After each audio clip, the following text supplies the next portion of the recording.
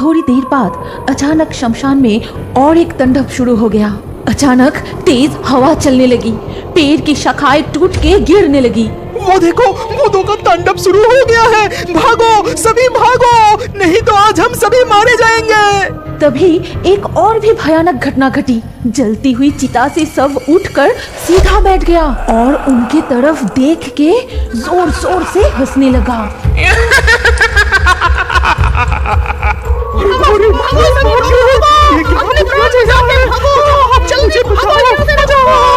फिर वो सभी आधी जली हुई लाश को वहाँ छोड़कर भाग गए। नीमतला के इस शमशान घाट में ऐसी ऐसी भूतिया घटना घटती है कि लोग दिन में भी वहाँ आने से डरते हैं। कोई वहाँ अकेले आने की हिम्मत नहीं करता और अगर गलती से भी कोई शाम के बाद वहाँ आ भी जाए। एक और शव को आज अंतिम संस्कार के लिए नीमतला शमशान घाट ले जाया जा रहा था। बोलो हरि हरि बोल, बोलो हरि हरि बोल, बोलो हरि हरि बोल, बोलो हरि हरि बोल। अरे भाई जल्दी चलो, शाम होने से पहले ही हमें यहाँ से निकलना पड़ेगा। पता है ना क्या होगा, यहाँ से एक भी इंसान जिंदा नहीं लौटेगा। जल्दी चलो सब। फिर वो सभी जल्दी ही शमशान की ओर चले गए। फिर वहाँ पहुँच के चिता में आग लगाते हैं। तब लगभग शाम हो चुकी थी। तब चिता की आग बहुत तेज जल रही थी। शमशान घाट में चारों ओर अंधेरा छा गया और कभी कभी शमशान घाट के आसपास से लोमड़ियों के झुंड की आवाज सुनाई दे रही थी। अगर जीना चाहते हो तो यहाँ से भाग जाओ। तो वो जिंदा नहीं बचते। उसका मौत बहुत ही भयंकर और दर्दनाक होता था, क्योंकि उस शमशान घाट में रहते थे एक चुड़ैल और एक डायन, जिसकी मृत्यु एक दुर्घटना से हुई थी। मुझे ये आधा सड़ा हुआ मांस नहीं खाना। कब से मैंने कच्चा मांस नहीं खाया। कितने दिन हो गए, ताजे खून की खुशबू भी नहीं मिली। अब तो कोई इस शमशान में अकेला आता ही नहीं। कोई तांत्रिक भी यज्ञ करने के लिए यहाँ नहीं आते कि उसको ही मार के अपना प्यास बुझाओ। कल ही कौशिकी अमावस्या है और इसीलिए हमारा ताकत दुगना हो जाएगा। कल हम यहाँ से ही कोई ना कोई शिकार जरूर ढूंढ लेंगे। अगली सुबह पड़ोसी गांव के धनंजय बाबू इस गांव के बाजार में नौगेन की मुर्गे की दुकान पर आए और बोले, नौगेन, ये मुर्गे का मांस कितना करके दे रहे हो? अगर काट के देंगे तो 220 रुपया प्रति किलो। अगर आप जिंदा मुर्गा लेंगे तो दाम कुछ कम होगा। बाबू आपको कितना किलो चाहिए? अरे नहीं नहीं, अभी नहीं लूंगा। आज रात को मेरे घर पर एक छोटा सा पार्टी है। मेरे 2 बिटिया का आज जन्मदिन है और मुझे आज शाम तक 10-12 किलो ये मुर्गे का मांस चाहिए। क्या तुम ये मांस मेरे घर तक पहुंचा सकते हो? बाबू आपको चिंता करने की कोई जरूरत नहीं। ठीक समय पर मांस आपके घर पहुंच जाएगा। आप बस पता बता दीजिए। लेकिन नीमतला शमशान घाट पार करके मेरा घर जा पाओगे ना? नौगेन मन ही मन कुछ सोचने के बाद वो धनंजय बाबू से कहा, मैं भूतों से नहीं डरता। आप बिल्कुल निश्चिंत रहिए बाबू। शाम होने से पहले मैं मांस लेके पहुंच जाऊंगा। शाम होने से ठीक पहले नौगेन अपनी साइकिल पर 6-7 मुर्गियां बांधकर धनंजय बाबू के घर जाने के लिए तैयारी कर रहा था। नहीं, शाम होने से पहले ये सारे मुर्गियाँ डिलीवरी करना पड़ेगा, नहीं तो लौटने में रात हो जाएगा। सुना है वहाँ पर भूत रहता है। उसके ऊपर आज कौशिकी अमावस्या है। आज भूतों का ताकत दुगनी हो जाती है। जल्दी जाना पड़ेगा। फिर वो साइकिल लेकर राम का नाम जपते हुए निकल पड़ता है। भूत से मैं डरता नहीं। राम जी है सीने में। वो जीवन तो बेकार है डर डर से जीने में। नहीं नहीं, उस शमशान घाट की चुड़ैल मेरा कुछ नहीं बिगड़ सकता। मेरा इस हाथ में ताबीज है। मुझे डरने की कोई जरूरत नहीं। जल्दी जाता हूँ मैं। हाँ हाँ हाँ, इंसान की सुगंध। मैंने ठीक ही पहचाना। इंसान की खुशबू।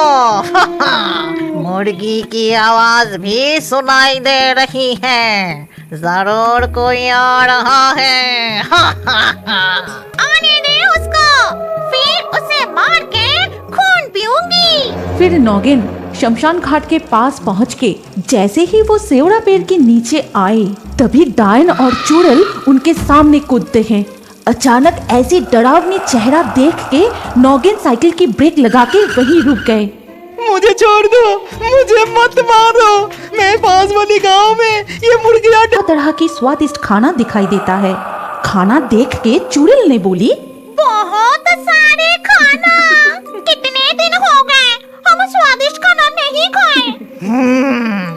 तूने ठीक ही कहा, पहले इस बड़े हुए आदमी का मांस उन सब को खिलाऊंगा, फिर उन सब का मांस हम खाएंगे। फिर उन्होंने उस मुर्गे की मांस पका के सभी लोगों को खिलाया और उस मांस को खाने के बाद सभी बहुत बीमार पड़ गए। कोई उल्टियाँ करने लगे तो कोई बेहोश हो जाता है, तो किसी के पेट में बहुत दर्द होने लगा। दरअसल उन्होंने मुर्गे का मांस समझकर मरे हुए इंसान का मांस खा लिया था। ये देखकर धनंजय बाबू को डिलीवरी करने जा रहा हूँ। मेरा कोई दोस्त नहीं। तुम चाहो तो यहाँ से एक मुर्गे ले सकते हो। मुझे छोड़ दो, मुझे मत मारो। एक मुर्गा लेंगे। ये कहने के बाद ही चुड़ैल ने अपनी लंबी हाथ बढ़ाया और नौगिन की गर्दन मरोड़ दी। नौगिन वही मर जाता है। फिर डायन और चुड़ैल मिलके उन मुर्गियों को मार के उनके मांस कच्चा चबा चबा के खा जाते हैं। और इस तरह सारे मुर्गे खाने के बाद चुड़ैल ने बोली, इस इंसान को अभी नहीं खाएंगे। चलो इसका रूप लेके हम गांव के उस घर में जाते हैं, वहाँ और भी मांस मिलेगा। लेकिन हमने तो सारे मुर्गी खा ली, अब हम क्या लेकर जाएंगे? ये देखो मेरा कमाल। ये कह के चुड़ैल ने नौगिन को एक बड़ा सा मुर्गा बना देता है। फिर उसको साइकिल में बांध के चुड़ैल और डायन अपना रूप बदलकर धनंजय बाबू के घर की ओर जाते हैं। वहाँ पहुँचने पर धनंजय बाबू उनसे कहते हैं, ए नौगैन, इतना देर क्यों लगाया? और ये क्या, सिर्फ एक मुर्गे लाए हो? इतने में सबका कैसे होगा? आप चिंता मत कीजिए, इस मुर्गी से ही सबका खाना हो जाएगा। मैं अभी इस मुर्गी को काट देता हूँ और मेरा ये सहायक मांस पका देगा। देखना, खाने के बाद सभी बहुत तारीफ करेगा। नौगैन, तुम्हारा चेहरा कुछ अलग सा लग रहा है। छोड़ो, अपना काम जल्दी करो। फिर डायन और चुड़ैल रसोई में जाते हैं और वहाँ उन्हें तरह से में रसोई की ओर जाते हैं। और वहाँ पहुँच के उन्होंने जो देखा उससे उसकी पूरा शरीर ठंड पड़ गई। ये क्या, रसोई में नौगिन और उसका सहायक नहीं है एक चुड़ैल और एक डायन जो गरम कढ़ाई से मांस उठा के खा रहा है और एक तो कच्चा मांस से खा रहा था। ये देख धनंजय बाबू बहुत डर के वहाँ से भाग जाते हैं और बाहर आके सभी को पूरी घटना बताई। और ये सब सुनने के बाद गांव के एक व्यक्ति ने कहा, अब इस डायन और चुड़ैल को भगाने की एक ही उपाय है। उस बरगद की पेड़ के नीचे जो योगिनी माँ रहती है उनको बुलाना चाहिए। वही है जो हमें इस चुड़ैलों से बचा सकती है। इसके बाद सब मिलके योगिनी माँ के पास गए और वहाँ जाके सारी बात बताए। फिर सब कुछ सुनने के बाद योगिनी माँ ने मन ही मन सोचा, इस प्रकार आज मेरी साधना पूर्ण होगी। यदि मैं इस कौशिकी अमावस्या की रात्रि में उन दोनों आत्माओं को पकड़ सका तो मुझसे अधिक बलवान कोई नहीं होगा और मैं जो चाहूँ कर सकता हूँ। चलो मुझे वहाँ ले चलो। तब गांव के सभी लोग योगिनी माँ को वहाँ ले गए और वहाँ जाकर योगिनी माँ यज्ञ करने लगी। ओम ह्रीं क्रीं चामुंडाय नमः। ओम ह्रीं क्रीं चामुंडाय नमः। बाहर आओ, बाहर आओ। आज तुम दोनों मेरे हाथ से नहीं बचोगे। मैं बहुत दिनों से तुम जैसे अतृप्त आत्मा की तलाश कर रही थी। ये कहते हुए जब इतना कहकर योगिनी माँ वहाँ से चले गए, लेकिन अगले दिन सुबह गांव वालों ने देखा कि उसी बरगद के पेड़ के नीचे योगिनी माँ मर के पड़ा हुआ है। ऐसा लग रहा था कि किसी ने उसकी गर्दन काटकर और पूरी शरीर को पंजों से चीरकर बुरी तरह से मार डाला है। आज भी कोई उस निमतला शमशान घाट अकेला जाने से डरता है और अगर कोई रात को गलती से भी वहाँ चले गए तो वो जिंदा नहीं लौटते। हमारी कहानी यहीं पर समाप्त होती है। अगर आपको ये कहानी अच्छी लगी हो तो इस वीडियो को लाइक करें और अभी और एक नए मजेदार कार्टून देखने के लिए स्क्रीन के ऊपर इस वीडियो को क्लिक कीजिए और हमारे इस चैनल को जल्दी से सब्सक्राइब कर लीजिए।